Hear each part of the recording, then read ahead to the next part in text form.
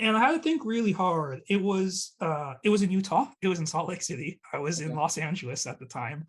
Mhm. And I remember I had the conversation with my sister, and she was like, "Well, what do you want to do?" And I was like, "I don't know. I always thought I'd be a teacher or maybe work in games." And she said, "Why don't you try gaming now?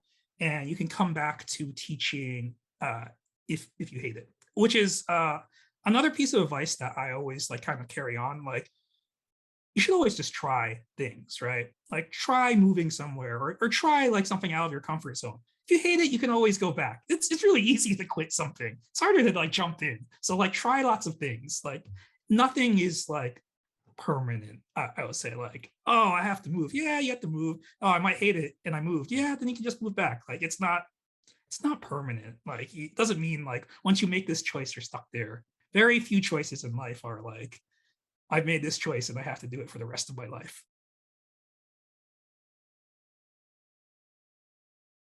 It was funny because in college at Pomona, I loved Samurai Jack. And then 15 years later, he was on my business Wow. card. And I was like launching Samurai Jack games. And I was like, oh my God, how did this like come full circle? Like it was a huge moment for me when I got a business card from Adult Swim. I was like, oh my God.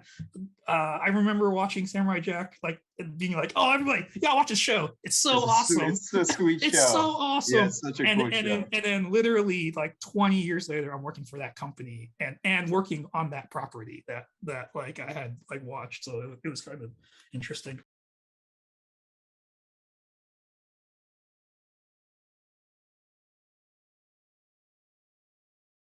We all have our own point of view that's built up from our background, right? Like Mhm. from my experiences, and this is what I think. This is how I work.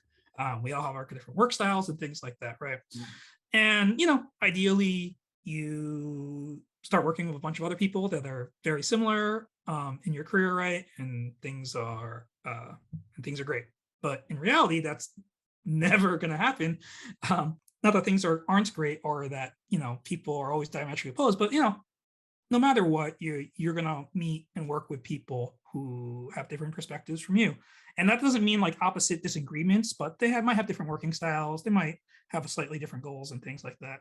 Mm. And I find a lot of conflict and a lot of kind of failures or miscommunications between when you see products kind of like not do well or things like that, or your games not do well, is because like there's the misalignment of expectations and how they get the most out of your team, right? People are kind of on different pages, and then you always kind of read articles or things like that where like, oh, management wanted one thing and this guy's wanted the other, and it's like mismanaged. And I'm sure if you ask the other like people in the article, they'd say the exact same thing about like whoever they interviewed and things like that, right? Mhm.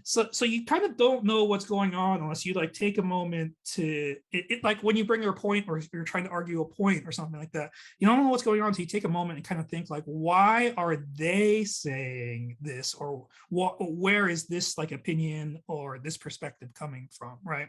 Mhm. And sometimes it's frankly hard to imagine other people's perspectives until you've like met them and kind of like learned about them and like done some research and things like that, right? When you get into a situation, you'll be like, oh, you can rely on your experience and be like, oh, I kind of know like this situation. I know where they're coming from because they have this background, and I've been there before and worked in that type of background or things like that.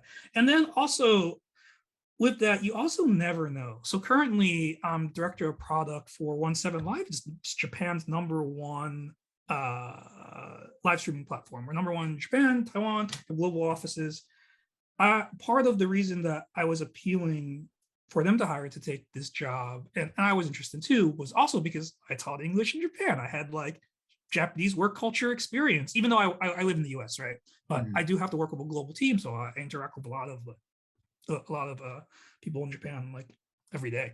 And that was just because I took a chance and decided I wanted to travel and get and and found it's nicer to get paid to travel instead of you having to pay for it because they didn't have money to do that. So I took a teaching job like in Japan, right? And that gave me perspective, right? And it gave me like cultural perspective, right? That's a very obvious like one, like cultural perspective, right? Working in a different like country's work environment, but there are smaller things like that every day that you'll encounter working with your teams as you build up, and especially as a product manager where you're trying to make decisions and you have to, everybody's kind of like giving you opinions on what we should do and stuff like that, and you have to try to like prioritize and things and make the best like data backed decisions that you can. Mhm. uh, Getting as much information as possible is very useful and I would say necessary.